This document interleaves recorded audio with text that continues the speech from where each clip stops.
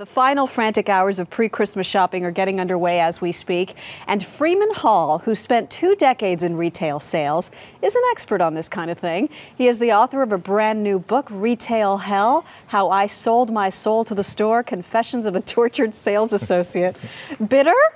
I don't know. Are we? I guess you saw the worst in people in your 20 years. And today there's going to be a lot of that out there, but it was a really, this is about my scary experiences in retail. So the common thinking is that Black Friday, the day after Thanksgiving, is the busiest shopping day, but in your experience it's actually today. It's actually today, because a week ago, people really weren't thinking about it, and tomorrow it's going to be too late. So today, everybody's waking up going, "Oh crap, I've got to do my shopping," and Black Friday is big for the Walmarts and the discount stores. Right. There's not, I guess, the frantic sense. So I guess today is not only the busiest day, but the day that you see people kind of at their worst. They're stressed out. They're Grinches and Scrooges, and they just want to get in and get their stuff, and then they're not finding their stuff because things are sold out and things are a mess. And yeah, so it's very difficult. What's one story that comes to mind? I mean, I know you have so many funny ones in the book.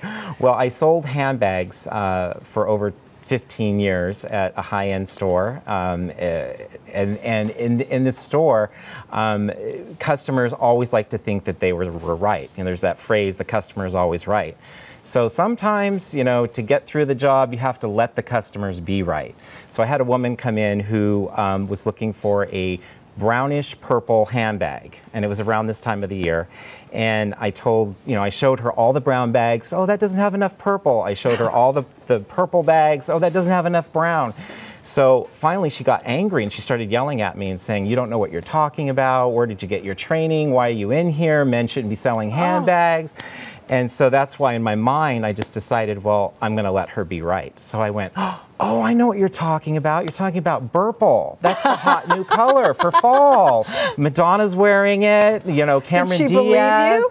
And she's like, "Really?" I go, "Yeah, it's called Burple. Oh, you want to write that down?" And I go, "I think if you go to the store at the other end of the mall and go in and ask for Burple, they'll know exactly what you're talking about." So that was one way that the sales associate coped with the madness. Let's talk about ways that the customer can cope with the madness especially today. Yeah, Number it's one, crazy you out there today. say, don't fear the lines. What do you mean by that? Because I know my number one pet peeve when I go holiday shopping is people who are in line like this.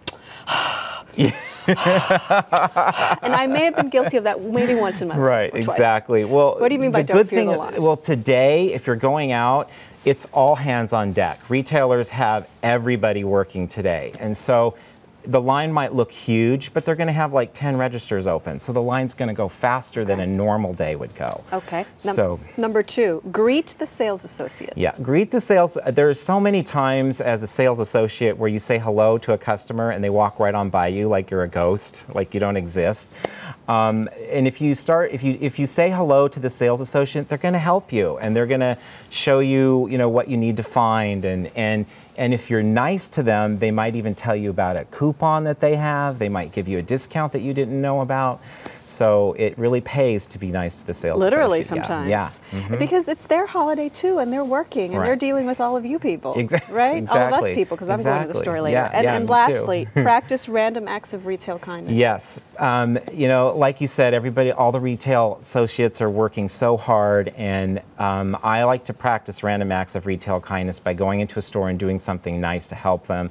Pick something up off the floor, don't run it over with your cart.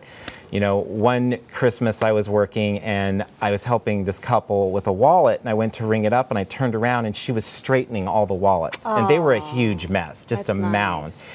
And so I was like, "Ma'am, you don't have to do that." And she's like, "No, I like doing it." She was colorizing it and putting them by vendor too. It was crazy. That's really nice. And it really made my day. So, doing something nice to help them. And then if you see a sales associate getting yelled at, I always loved it when customers in line would make faces at the back of the head of the person that was yelling. So it made me feel better. And just, Freeman Hall, thanks. Congrats on the book. Thank you it is so hysterically much. funny. Oh, thank and happy you holidays. so much. You too. And the hot color this year is Burple. Burple again? I think everybody should ask for it today. We'll go for it. To read an excerpt of Retail Hell, just go to our website. It's earlyshow.cbsnews.com.